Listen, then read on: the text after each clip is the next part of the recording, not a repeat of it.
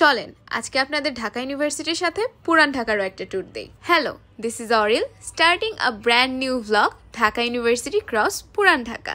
যদিও আজকে সারাদিনই ঘোরার প্ল্যান ছিল, বাট মাঝখান দিয়ে কেমনে জানি একটা ক্লাস ঢুকে গেছে। কনফ্লিক্টের ক্যাচর থেকে আপনাদের স্ট্রেট নিয়ে যাচ্ছি আইবিএতে। খুবই পশ এলাকা, তাই আর বেশিক্ষণ দাঁড়ালাম না, আবার ঘুরে ফিরে আপনাদের সেই শ্যাডোর 10 টাকার শরবতের কাছেই নিয়ে যাচ্ছি। যাই হোক, আপনারা গালি দেওয়ার আগেই চলে গেলাম এফবিএস এ গেলে এই মহাশয়দের অবশ্যই একটা হাই দিয়ে আসবেন।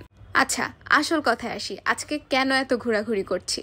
আসল কথা হচ্ছে আমার ছোট ভাই এসেছে ঢাকায়, ওকেই ক্যাম্পাস আর ক্যাম্পাসের আশেপাশের এলাকা ঘুরিয়ে দেখাবো। এফবিএস থেকে সরাসরি চলে গেলাম লালবাগে, বাট লালবাগে যে স্ক্যাম হয়েছে সেটা আর ভিডিওতে না বলি।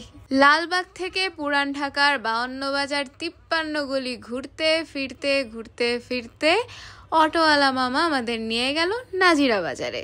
হাজির বিরিয়ানি না হানিফ ভাবতে ফাইনালি ঢুকে গেলাম হানিফ বিরিয়ানিতেই।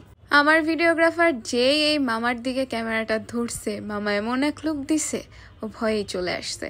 তারপর আর কি কোনো মতে একটা জায়গা নিয়ে বসে পড়লাম ভেতরে, আর একটু পরেই চলে আসলো আমাদের বিরিয়ানি। পুরান ঢাকার বিরিয়ানির টেস্ট কেমন হয় আর 24/7 কি লেভেলের ভিড় থাকে এটা আই গেস মোটামুটি সবাই জানেন। মামা আবার একটা দৌড়ানি দেওয়ার আগে অল্প করে আপনাদের খাবারের মেনুটা একটু দেখাই দিলাম। পুরান ঢাকায় আসবো আর বিউটির লাচ্ছি খাবো না, সেটা কি হয়? এতগুলা বিউটি লাচ্ছির দোকান আছে যে কোনটা আসল নকল আমি সত্যিই জানি না। আমার ফ্রেন্ড একটা দোকান দেখায় বললো এটাই আসল। তারপর আর কি ভেতরে ঢুকলাম, ফালুদার লাচ্ছি অর্ডার করলাম, এসির নিচে বসলাম, ঠান্ডা ফালুদার লাচ্ছি খেলাম। ফাইনালি মাথাটা একটু ঠান্ডা হইছে। বাইরে আজকে অনেক গরম ছিল। যাই হোক, আপনারা এখন আবার কমেন্টে আসল নকল নিয়ে মারামারি শুরু করে দিয়েন না। যার কাছে যেটা আসল লাগে সেটা আসল, যার কাছে যেটা নকল লাগে সেটা নকল। শেষ, ডিসমিস।